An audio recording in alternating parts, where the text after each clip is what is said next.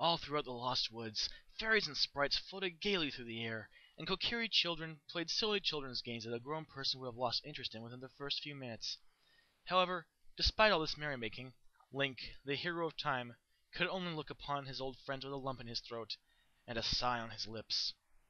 Sigh not so, William Shakespeare would have told him, if William Shakespeare did indeed know Link and of his woes. But he did not know Link, so Link had the freedom to sigh so as he pleased. The hero of time parted with the child race of the Kokiri, his hair falling into his eyes. A few teardrops rolled slowly down his cheeks, probably because his eyes were irritated at having his hair in them so often.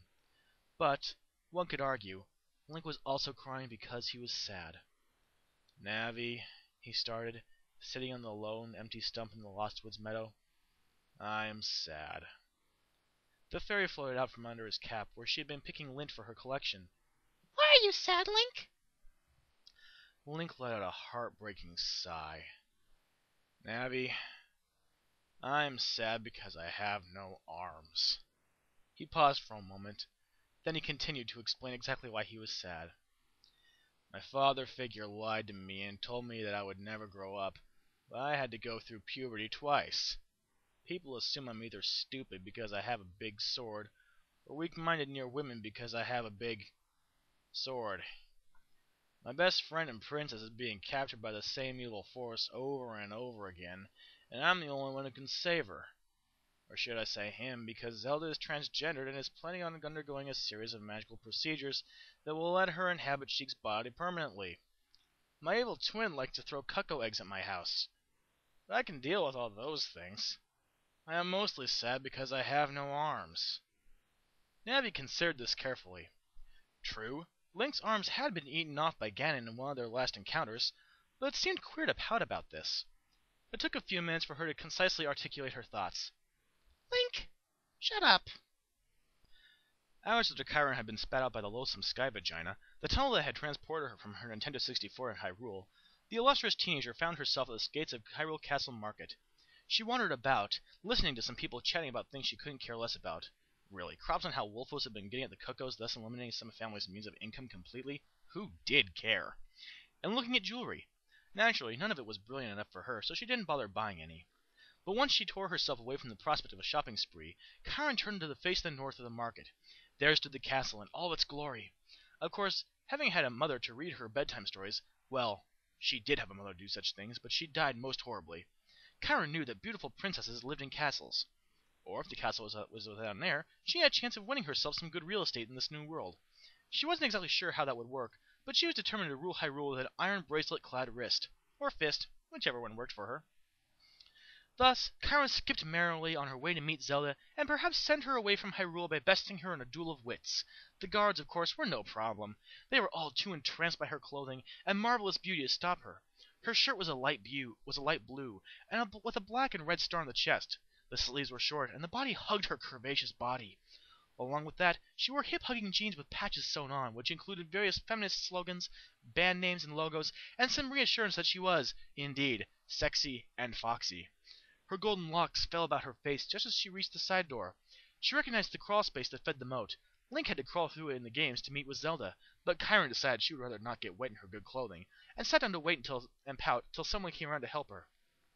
This wasn't a long wait. You. Chiron stood up and turned around, startled. Me? She inquired, spotting a tall man with no arms. She recoiled. Who are you and where do you come from? He asked. Chiron understood every word he said, even though she didn't speak Hylian. I'm Chiron. I came here from a place far away from here, spat out by the sky itself. I've come to help the hero of time, who is incompetent and loses at life, she announced, puffing out her chest proudly. That's me, drawled the pouting man. I have no arms. I'm sad. He let out a long, heavy sigh and started to walk off in the direction of the castle market. Come with me. I'll help you find a sword. At those words, Chiron's eyes flashed bright red, as if they were reflecting a deep, fiery anger burning deeply in her soul. Those eyes contained flames which danced with their own passion and expressed what her words could not. Excuse me? She shrieked. She stomped in front of Link, who just met her gaze with his own dreamy expression. I don't need you to buy me weaponry. I can go out and find money for myself. I'm an independent woman, and I throw my hands up at Beyonce. I don't need any man holding me back, or any man making sexist jokes. Link just met her eyes with his own, which were glazed over as he thought about how good a cook the scientist at the lakeside house was. He did wondrous things to Tektite, and Link fancied some Tektite legs dipped in butter would be good. But then again, Chiron started, tracing the lines of muscle in Link's chest, you are pretty hot for a guy with no arms. Thank you, I suppose, Link drawled, continuing on his pouting, sad way. He certainly did lose at life. Link and Chiron arrived at the bazaar not too long after their conversation about Beyonce and throwing one's hands up at her. Link didn't understand this, and Chiron blamed his sword. The perfect girl stepped into the bazaar, looking over the weapons upon the walls. There were different styles of swords, but most were either two-hand or broadswords, and most were not very aesthetically pleasing. Humph, she started, putting her hands on her hips. I hope you have hotter swords than this in the back. The large man behind the counter scoffed at how she was dressed. He was unattractive, and he supposed she must have been a whore to dress as she did. Oh yeah, right in the back through there, he said, pointing half-heartedly through a doorway that had a ragged sheet of cotton covering it. Chiron let out a loud gasp. I will not sleep with you, she spat, her eyes burning hotly once again. They flashed several colors this time. Red, orange, tangerine, fuchsia, aquamarine, and a nice blend of salmon pink and robin's egg blue. You disgusting pig! Link wandered in at this point, sighed a pouting sigh, and examined some of the swords. Oh, how he longed to wield a sword again, to go galloping atop Epona and wave in the morning sun, and watch the light reflect off the blade as he sparred with Sheik, or Zelda. She went by other name anymore. Link! Chiron squealed, tugging him over by the empty sleeve of his tunic. A tear rolled down Link's cheek as he saw the material crumple in her fist. You tell him exactly why he's a gross, disgusting pig, and cut his hand off for me, she demanded, pointing a manicured finger at the hairy man. Link's gaze met the bazaar owners, and the bigger man sighed. Link's woe was rather contagious. I'm sorry if I've said anything wrong. Here, Link, choose a sword and you may have it for free. Chiron let out a shriek of gayness and bounded away to grab a sword with beautifully decorated hilt and scabbard. It was set with the most brilliant of diamonds, rubies, sapphires, emeralds, moonstones, and opals. This! I want this one! That one? Sorry, miss, but that one's too heavy to be used properly in a fight. It's just for show. Excuse me? Chiron snapped, picking up the sword. I can have any sword I want! The man behind the counter just shrugged it off and went back to his business. Link said nothing, but agreed to himself that particular sword would be too heavy to use in a fight. He didn't so much as hinted this to Chiron ever, mostly because he was too woeful to remember. Chiron drew the sword, waving it around a few times. Despite the obvious weight disadvantage, and the fact that the blade wasn't designed to be used balanced, Chiron was able to master complex techniques within moments. You're very talented, miss, the bazaar owner commented. He didn't look up from his book, though.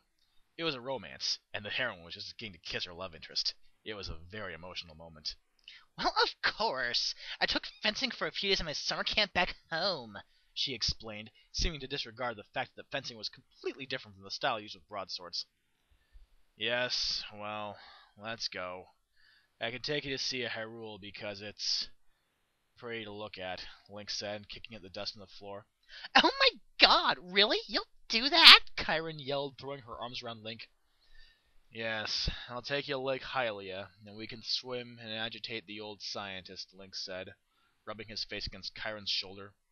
This sign of affection made her giggle, but Link didn't hear, as he was busy scratching his nose on the material of her shirt.